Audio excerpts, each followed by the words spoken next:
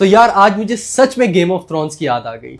इस शो ने पहले 5 मिनट में जब वो आइकॉनिक गेम ऑफ थ्रोन की बीट बजाई, मैं लिटरली स्टॉप हो गया था।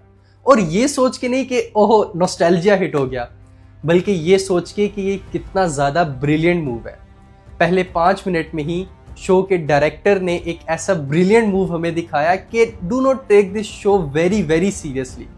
हम आपको यहाँ पे मज़े देंगे, बट साथ में बहुत ज़्यादा ग्रैंड लेवल भी एक्सपेक्ट मत कीजिएगा। तो यार आज बात करते हैं night of the seven kingdom के बारे में। ये वेस्टरोस की एक बहुत खूबसूरत कहानी है जहाँ पे आप एक नॉर्मल इंसान की डेली लाइफ देखते हो। पहले एक आध एपिसोड में शो का स्केल काफ़ी छोटा फील होता है। एक फील्ड, कुछ टेंट, एक टूर्नामेंट सेटअप, कोई ड्रैगन नहीं, कोई थ्रोन रूम नहीं और ना ही कोई 200 करोड़ का वॉर सीक्वेंस। और फिर भी ये एक इमोशनल हिट देकर जाता है क्योंकि ये शो अपने आप को गेम ऑफ थ्रोन और हाउस ऑफ द ड्रैगन की तरह बहुत ज़्यादा सीरियस नहीं लेता, बल्कि एक इमोशनल हिट के ऊपर काम करता है।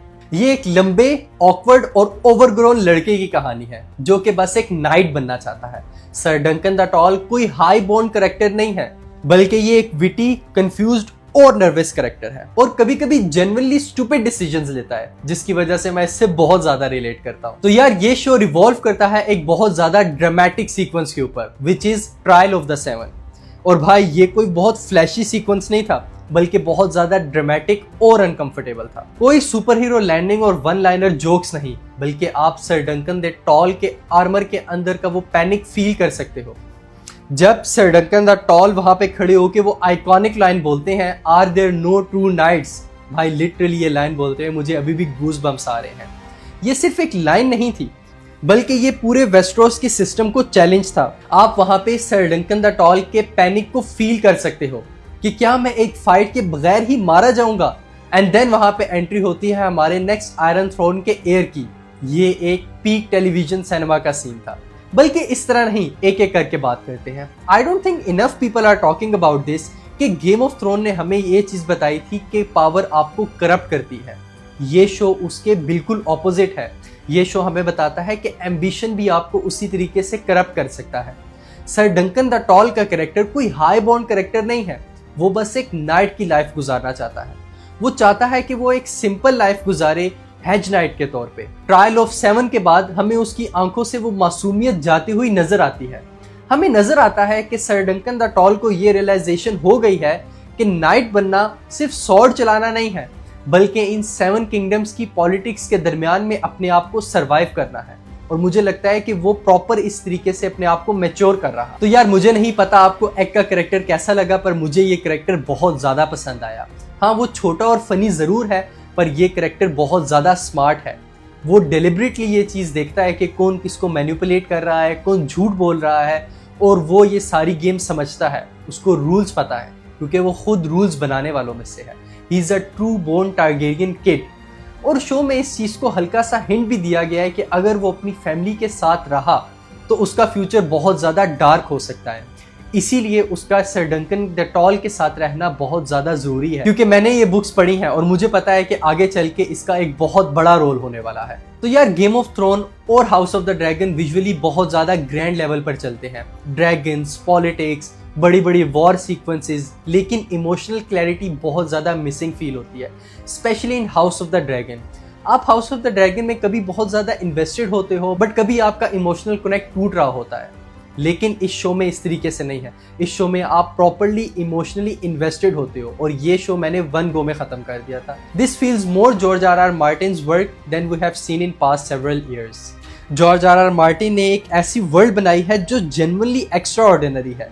Layered politics, human flaws, grey mortality, this man is genuinely a genius. लेकिन जॉर्ज भाई, विंड्स ऑफ विंटर कब आ रही है? हम सब जानना चाहते हैं कि जॉन स्नो की डेथ के बाद आगे स्टोरी कैसे प्रोग्रेस करेगी। और अगर जॉर्ज आर मार्टिन की बात छिड़ी है तो मैं एक प्रॉपर वीडियो लेके आने वाला हूँ जिसमें मैं फुल ब्लोन रैंट करूँगा गेम ऑफ थ्रोन के शोज के बारे में। लेकिन अभी के लिए मैं यही कहूँगा कि मेरा favourite scene of this show is still the tournament scene, क्योंकि इस सीन के अंदर एक ऑकवर्ड ह्यूमर है, कैरेक्टर्स ड्रंक और इनकॉम्पिटेंट हैं, और ये मीडिएवल वर्ल्ड का एक ग्लैमरस स्नीक पीक पेश करता है।